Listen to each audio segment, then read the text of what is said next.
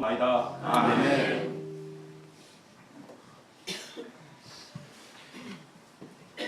마태복음을 보면 예수님이 공생애를 시작하시면서 처음 하시는 일이 바로 제자훈련입니다.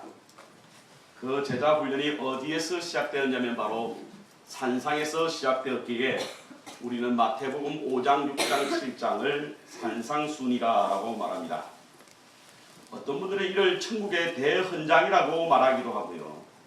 어떤 분들은 천국의 시민이 어떻게 살아가야 할 것인가에 대하여 말씀하고 있는 것이 바로 산상순이다라고 말하고 있습니다.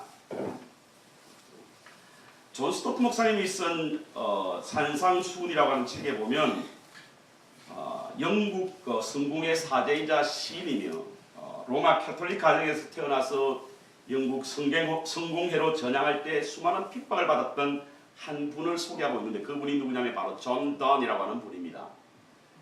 근데 이분이 사순절에 산상순을 설교하면서 산상순을 뭐라고 표현했냐면 바로 모든 종교의 신조이고 교회의 모든 법규이며 군주들의 모든 명령이요 선조들의 모든 훈계며 신상의 모든 본체다라고 소개하고 있습니다. 곧 산상순은 예수님께서 천국 백성의 마음과 생동과 삶의 영역에서 시금쓰기 되는 표준이 되는 것이 바로 산상순이다 이렇게 설명하고 있습니다. 오늘 본문은요 이 산상순의 5장, 6장, 7장에 대한 말씀을 하시고 난 이후에 예수님께서 그러므로 라고 하는 말씀이 생략되어 있긴 하지만 말씀의 결론적으로 우리가 어떻게 살아야 할 것인가에 대한 말씀을 하고 있는 것이 바로 오늘 본문에 있는 말씀인 것입니다. 천국 백성으로 살아가야 할 어떤 모습들 그것을 산상순으로 말씀하시고 난 이후에 그럼 우리는 어떻게 살아야 할 것인가에 대한 말씀을 하시면서 오늘 본문 말씀을 제시해 주셨다는 겁니다. 어떻게 해야 할 것인가 어떤 삶을 살아야 할 것인가에 대한 말씀을 하시면서 주님은 먼저는 좁은 문으로 들어가라 라고 말씀하고 있습니다. 그러니까 산상순의 마지막 결론은 바로 좁은 문이라는 겁니다. 좁은 문에는 생명이 있다라고 말씀하시거든요. 좁은 문으로 들어가기 위해서 우리는 생명에 있는 생명이 있는 곳으로 들어가기 위해서 우리가 좁은 문으로 들어가야 된다라고 하는 말씀을 하고 있다는 사실인 것입니다. 여러분 문은 두 가지 목적이 있습니다. 여러분. 자격을 갖춘 사람에게 있어서는 열어주기 위하여 문이 필요하고요. 자격을 갖추지 않는 사람에게는 들어오는 것을 허락지 않기 위해서 문이 필요한 것입니다. 그렇다고 한다면 우리 주님께서 말씀하신 좁은 문, 곧 생명의 문으로 들어가는 사람들은 자격이 있는 사람을 위해서는 여러 것을 허락하기 위해서 존재하는 것이고 자격이 없는 사람들에게서는 그 들어가는 것을 막기 위해서 존재하는 것이 바로 좁은 문이라는 사실인 것입니다. 저는 저와 여러분이 모두 좁은 문으로 들어갈 수 있는 허락을 받은 자격 있는 분이 되시기를 주의 이름으로 축원합니다. 아멘. 주님이 먼저 가 계시고 우리가 들어가려고 할 때 문을 활짝 열어주실 수 있는 그런 자격을 갖춘 사람 이 사람이 될 수 있기를 소원하고 축복합니다. 우리 이웃들에게 축복 한번 하십시다. 좁은 문으로 들어갈 수 있는 자격을 얻읍시다.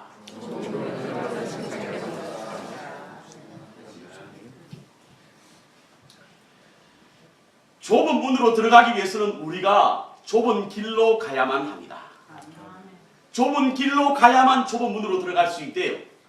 그러니까 좁은 문은 우리의 결과라 하면 좁은 길은 바로 과정입니다. 좁은 길의 과정을 거쳐야만 좁은 문으로 들어갈 수 있는 것입니다. 그것은 제 말이 아니라 오늘 본문에서 설명해 주고 있는 말씀이에요. 그러니까 우리가 좁은 문으로 들어가기 위해서는 반드시 좁은 길로 가야만 그 길로 갈 수 있는 것이지 넓은 길로 가서는 좁은 문으로 들어갈 수 없다고 주님께서는 말씀하고 있는 것입니다. 그래서 오늘 말씀을 바로 좁은 길과 문이라고 하는 제목으로 은혜를 나누기를 원합니다. 인생을 길로 비유하는 사람들이 참 많죠. 그래서 어떤 사람들은 인생을 유랑길, 나그네 길, 방랑의 길, 그리고 순례자의 길 등으로 인생을 길로 표현하는 사람들이 참 많이 있습니다.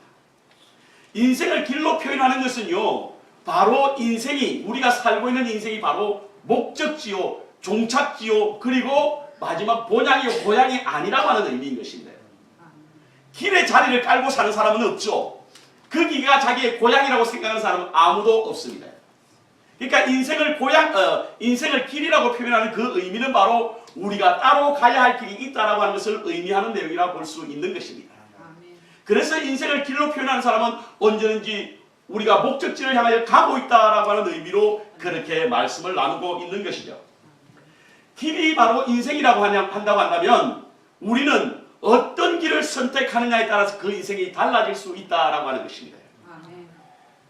내비게이션이 발달되기 전에는요, 사람들이 길을 찾아갈 때에 곧바르게 바로 가는 사람이 있는가 하면 한참을 헤매다가 많은 시간이 흐르고 난 후에 도착하는 사람들이 있습니다. 길에 잘못 들었을 때는요, 그 길을 찾기 위해서 애를 먹는 것입니다. 물론 시간이 흐른 후에 찾기는 합니다. 그렇지만 바로 가지 않음에 따라서 여러 가지 손실을 우리가 생각할 수가 있는 것이죠. 그런데요, 우리의 인생은 잘못 가면 되돌아올 수 없다는 사실을 기억해야 될 줄 믿습니다. 그래서 베렌스라고 하는 사람은 인생은 일방통행이다. 일방통행이다. 돌아갈 수 있는 것이 아니고 한번 가면 되돌아올 수 없는 것이 바로 인생이요, 그 길이라고 하는 것입니다.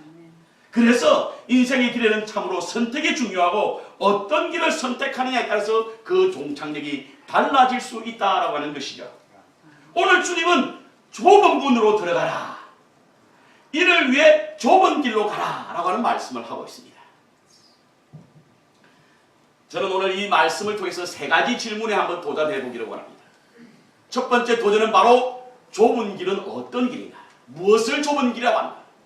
오늘 본문에서 말하는 좁은 길이라고 하는 것은 무엇인가? 두 번째, 그럼 왜 이것을 좁은 길이라고 말하는 것인가? 마지막으로 좁은 길로 가기 위해서 우리는 어떠해야 할 것인가에 대한 세 가지 질문에 대한 답변을 함께 나눔으로 은혜를 나누기를 원합니다. 본문에서 말하는 좁은 길이라고 하는 것이 무엇일까? 오늘 본문에는 단순하게 찾는 이가 적은 길이다 이렇게 말씀하고 있습니다. 좁은 길이기 때문에 들어가는 이가 많지 않고 협작하여 찾는 이가 적다라고 14절에 기록하고 있습니다. 그런데 오늘 본문을 전체적인 어떤 밑그림으로 우리가 이 본문을 이해할 때는 바로 오늘 본문 말씀이 산상수훈의 결론이라고 한다고 한다면 오늘 본문의 이 좁은 길의 의미는 바로 마태복음 5장에서 오늘 본문이 나오기 전 마태복음 7장 12절까지의 모든 말씀이 바로 좁은 길이라고 한다. 산상수훈에서 가리키는 내용들이 있지 않습니까? 예를 들어서 너희는 빛과 소금이 되라고 하는 것, 그 다음 성내지 말라고 하는 것, 그 다음 보복하지 말라, 송사하지 말라고 하는 것, 그리고 원수를 사랑하라고 하는 것, 또한 재물을 하늘에 쌓아두라고 하는 것, 남을 판단하지 말라고 하는 산상수훈 5장에서 7장 12절까지 나오는 모든 것이 바로 좁은 길이라고 합니다. 우리 주님께서는 좁은 문으로 들어가기 위해서 5장부터 7장까지 가르치시고는 그 길을 가야만 좁은 문으로 들어갈 수 있다라고 말씀하고 있다는 사실을 기억해야 될 줄 믿습니다. 상당히 듣기 불편한 내용입니다. 되도록이면 듣지 않았으면 좋겠습니다. 바리새인들은요, 이 말을 듣지 않으려고 길을 막았고, 길을 막아도 끊임없이 주님이 말씀하시자 결국 주님의 등을 떼밀어서 십자가에 못 박게 하시고는 이 좁은 길을 당신 스스로 가게 하셨고 그 길을 우리에게 보이셨다는 사실을 기억해야만 합니다.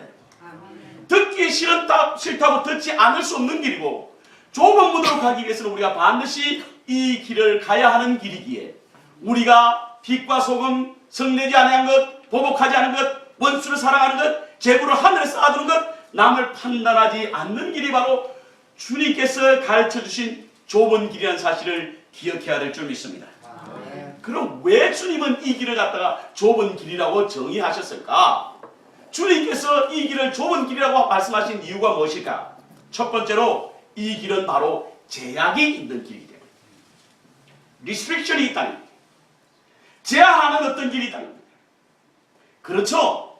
우리가 아까 말씀하신 빛과 소금, 원수를 사랑하라고 하는 내용들 여러 가지 많은 주님께서 가르쳐 주신 좁은 길은요, 우리가 그것을 따르기 힘든 것은 좁은 길이라고 말씀하는 이유는 그것에 그 길을 가기 위해서 많은 제약이 따르기 때문에 그 길을 좁은 길이라고 말씀하고 있는 것입니다.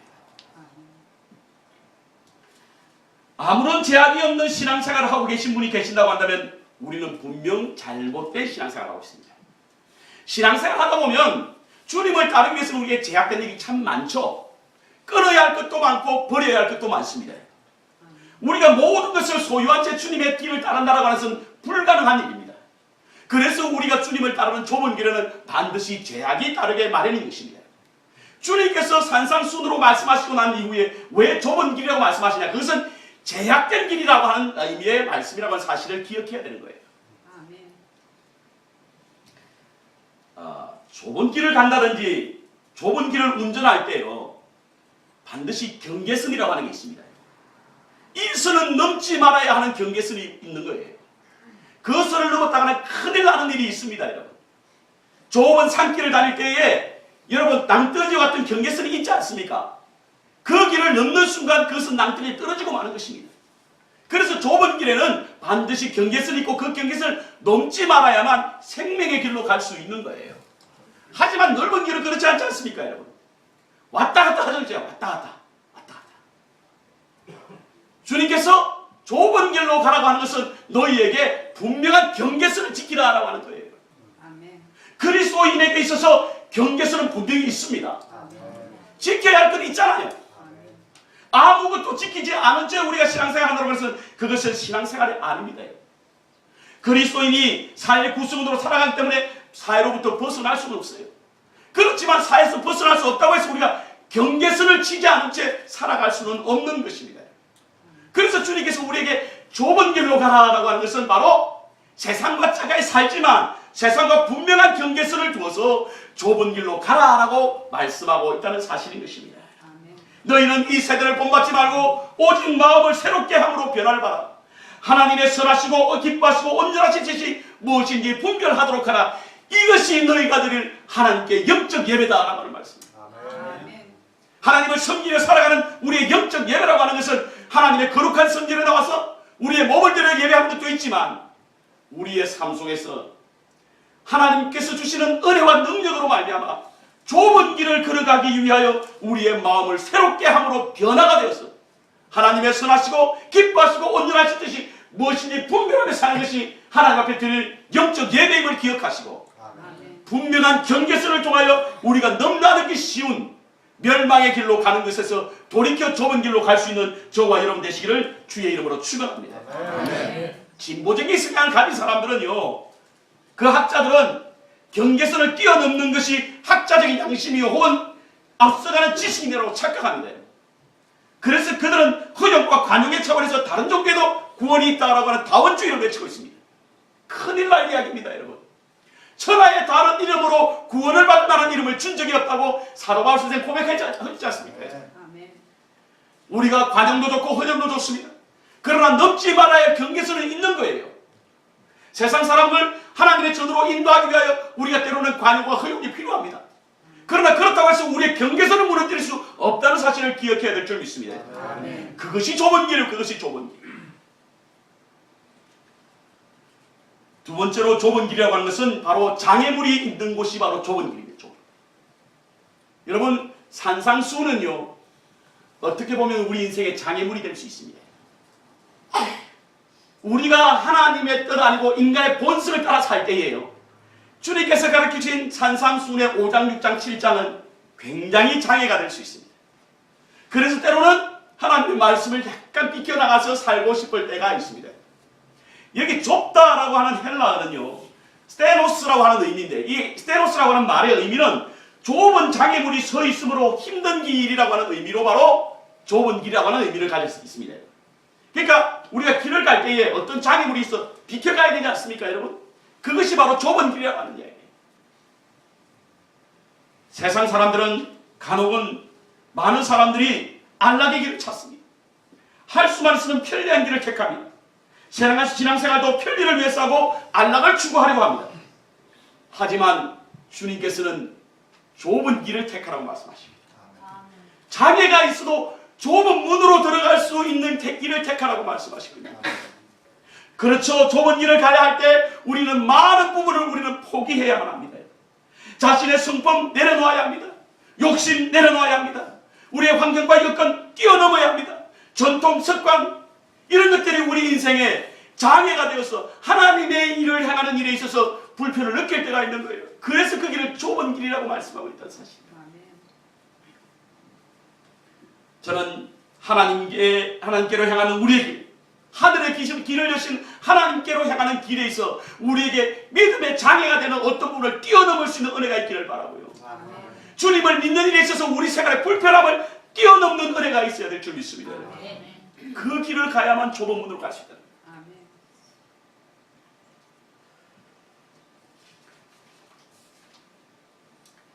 세 번째로 좁은 길이라고 하는 것은 사람들이 알아주지 않는 길입니다. 좁은 길은 사람들이 알아주지 않죠. 넓은 길만 알아주잖아요. 가장 넓은 길은 무슨 길이라고 그러죠? 브로드웨이라고 그러죠.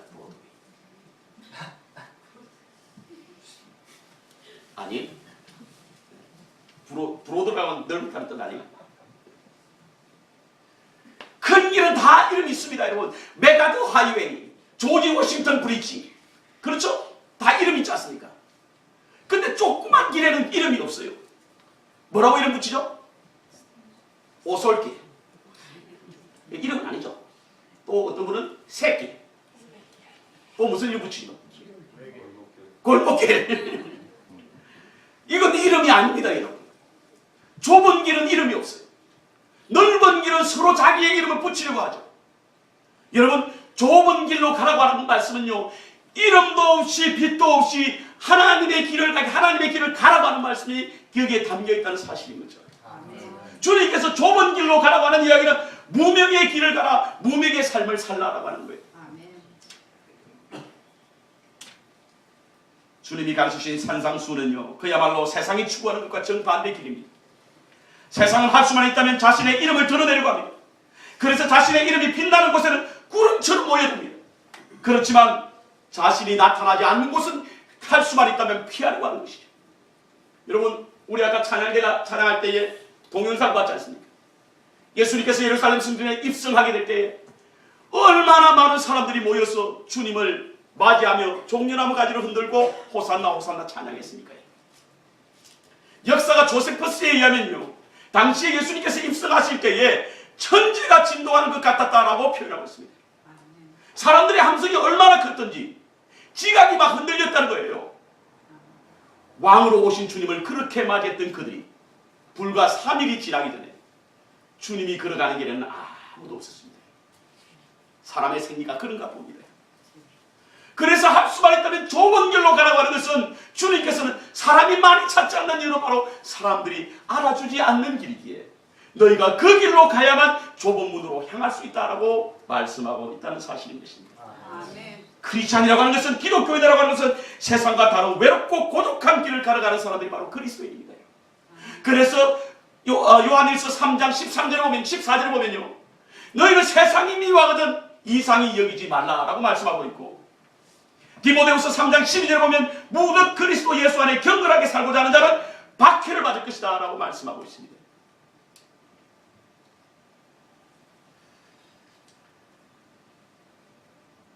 고독과 고난이 없는 축복과 영광은 없습니다. 십자가 없는 부활이 있을 수가 없죠. 이런 의미에서 그리스도인에게 있어서는 고난이란 결코 부끄러울 것이 아니라 실패가 아니라는 사실을 기억해야 될 줄 믿습니다. 주님께서는 그 길을 걸어가시고 그리고 우리에게 그 길을 걸어가라라고 명하고 있다는 사실인 것입니다. 그럼 좁은 길을 걸어가기 위해서는 우리가 무엇을 어떻게 해야 될 것인가? 여러분, 우리의 힘으로 걸어갈 수 있습니까? 천만의 말씀입니다. 산상수훈이 참 좋긴 해요. 가슴 떨리게 합니다. 얼마나 많은 신학자들이 산상수훈에 대해서 번역하고 얼마나 많은 학자들이 산상수훈에 관한 책을 내는지 모르겠습니다. 그렇지만 이 길을 걸어간다라고 해서 결코 쉬운 일이 아닙니다. 그래서 우리의 능력으로, 우리의 모습으로는 이 길을 걸어갈 수 없습니다. 그래서 우리가 어떻게 해야 할 것인가? 그것은 첫째로 주님을 벗으로 삼고 가시기 바랍니다. 아멘. 주님을 우리 인생의 좁은 길로 가는 길벗으로 삼고 가시면 우리는 그 길을 걸어갈 수 있습니다. 아멘. 요한복음 10장에 보면요. 10장에 보면 예수님께서 스스로 양의 문이라고 말씀하고 있지 않습니까? 주님이 양의 문이거든요. 주님을 통하지 않고는 문에 들어갈 수가 없는 겁니다. 담을 넘는 것은 다 도적이요 일이라고 말씀하고 있습니다. 그래서 주님을 통해야만 그 양의 문에 들어갈 수가 있는 거예요. 그런데 요한복음 10장 4절에 보면 제가 이거는 세 번역인데 이렇게 말씀하고 있습니다. 자기 양을 다 불러낸 다음에 그는 앞서서 가고 양들은 뒤따라간다. 양들은 목자의 음성을 알고 있기 때문에 그 문으로 들어갈 수 있다. 이렇게 말하고 있습니다. 아멘. 그렇습니다. 아무 음성도 들리지 않고 아무것도 모르고서는 고난의 길, 십자가의 길, 좁은 길로 갈 수가 없습니다. 우리를 쉽게 하는 것은, 우리를 쉽게 만들어주시는 것은 바로 주의 음성을 따라가면 되는 거예요. 주의 음성. 아멘. 주님을 길벗으로 삼고 가면 됩니다. 아멘. 힘든 길도요, 누군가 나의 위로자가 된다고 한다면, 위로자가 있다고 한다면 함께 하면 쉽습니다. 함께 가면 갈 수 있어요. 주님은 주의 고난의 길, 좁은 길을 우리에게 설명하시고는 내가 너희와 함께 가마, 내가 너희와 함께 있으마 라고 하는 그런 모습으로 우리에게 다가오셔서 우리에게 친히 십자가의 길을 보이시고 본이 되시고 그리고 그 발자취를 우리에게 따라오게 하심으로 주님과 함께 가게 되면 그 길을 갈 수 있기에 주님은 먼저 가셨다는 사실을 기억해야 될 줄 믿습니다. 두 번째로 하늘의 소망을 담고 가면 갈 수 있습니다. 아무것도 보이지 않으면 우리는 가기 힘들어요. 그렇지만 하늘에 분명한 소망이 있다고 생각하면 우리는 그 길을 갈 수가 있습니다.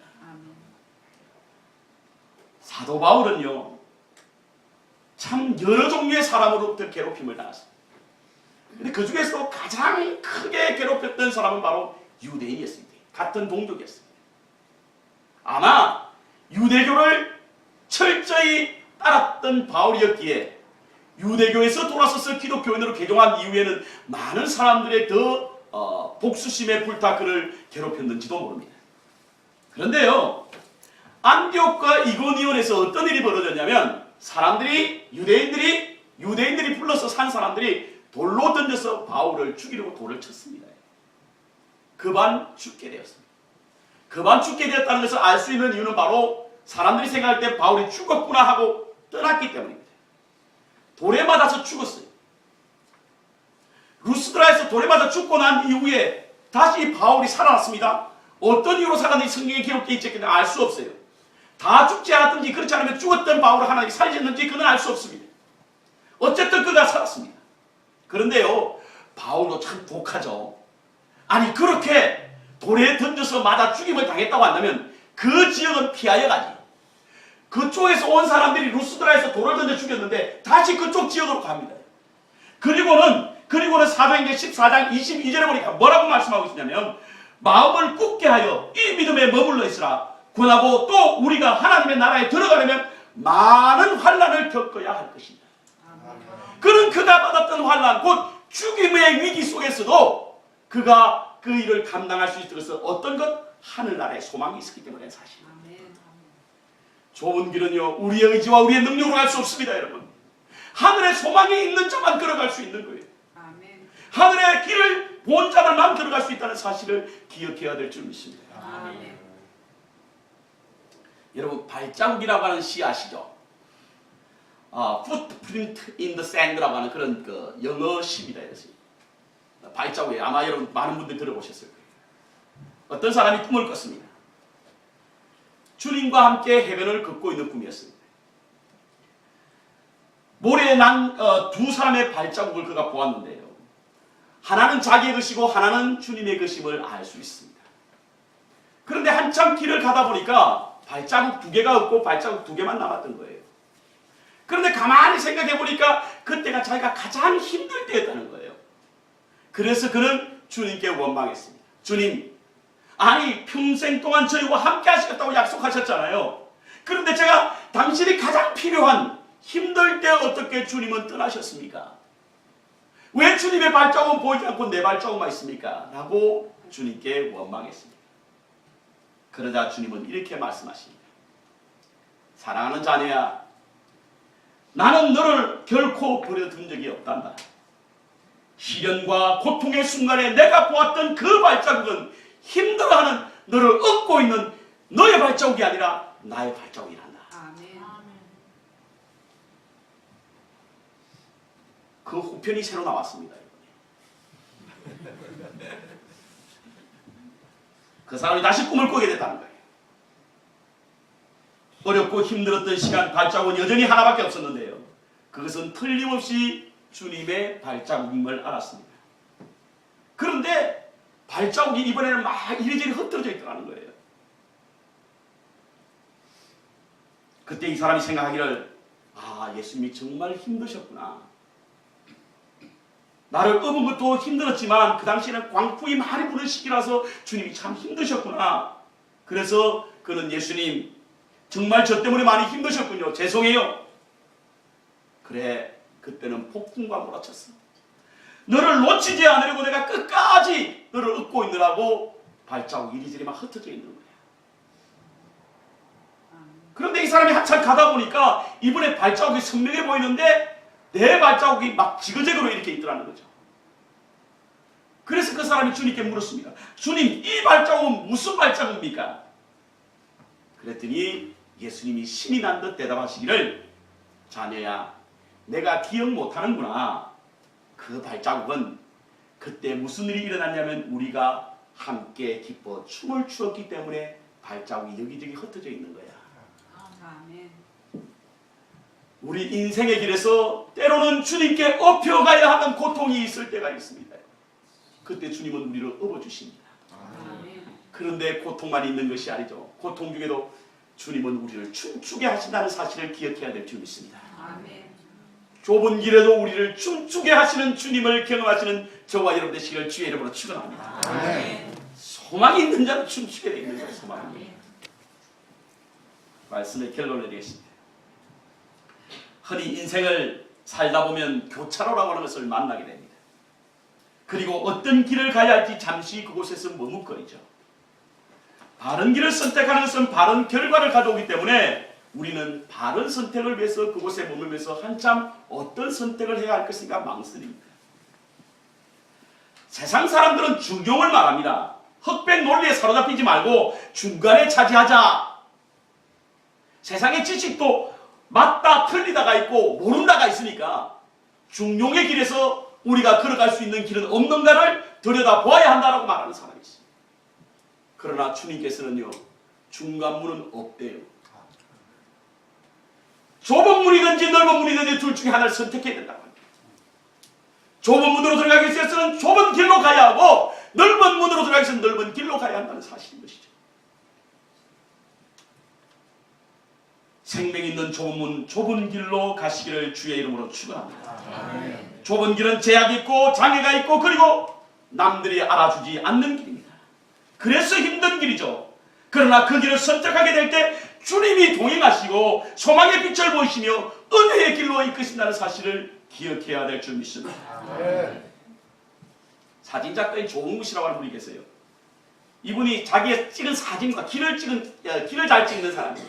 길 찍는 사진작가인데요. 이분이 책을 내면서 거기에 자기 에세이를 함께 담았습니다.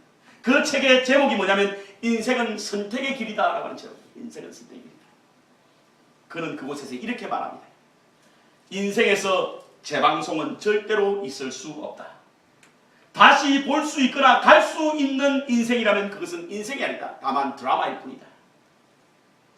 지금 용기를 내서 생각하는 대로 살지 않으면 나중에는 사는 대로 생각하게 될 것이다. 여러분, 우리 앞에 지금 좁은 길이라고 하는 것이 놓여져 있고 그 생각이 우리에게 있습니다. 여러분. 그러면 그 길을 선택해야만 합니다. 그렇지 않으면 사는 모습대로 살다가 그 사는 모습대로 생각할 수밖에 없다는 사실을 기억해야 됩니다. 우리의 사는 모습들은 어떤 길입니까? 되도록이면 넓은 길로 가자는 길이 아닙니까? 결국에는 넓은 길에 머뭇거리다가 넓은 문으로 들어갈 수밖에 없는, 멸망의 길로 들어갈 수밖에 없는 사실을 기억해야만 될 줄 믿습니다. 오늘은 종려주일입니다. 십자가를 가장 많이 생각하는 주일이고 주간입니다. 우리는 이 계절에 나의 십자가가 무엇일까 고민해야 될 줄 믿습니다. 왜냐하면 주님이 자기 십자가를 지고 나를 따르라고 말씀하셨기 때문입니다. 보편적 십자가는 바로 산상수훈에 나오는 5장부터 7장에 나와 있는 이 길이 바로 우리가 걸어가야 할 십자가의 길임을 기억해야 될 줄 믿습니다. 이 길을 외면하게 될 때는 우리는 멸망의 길로 갈 수밖에 없습니다. 여러분. 그렇다면 우리 앞에 놓여진 것은 바로 주님이 가르치신 산상수훈을 따라야 하는 길이고, 그 길이 좁은 길이며 그 길이 비록 제약이 있고 장애물이 있고 남들이 알아주지 않는다고 할지라도 그 길을 가야만 생명의 길로 갈 수 있다는 사실을 기억해야 될 줄 믿습니다. 우리로는 살 수가 없는 것이죠. 그래서 주님이 벗된다고 하지 않습니까? 주님을 벗으로 삼고 하늘의 소망 중에 살게 된다고 한다면 주님이 이끄시기에 우리는 그 길을 갈 수가 있고, 그 길이 바로 생명의 길이며 그 생명의 길을 주님이 먼저 보이셨다는 사실을 기억하시고 그 길로 들어감으로 말미암아 주님께서 먼저 간 우리 성도들과 함께 문을 열어주실 때에 주님의 품 안에서 주님과 함께 춤추게 되는 은혜, 그 기쁨을 누리시는 여러분 되시기를 제가 되기를 주의 이름으로 축원합니다.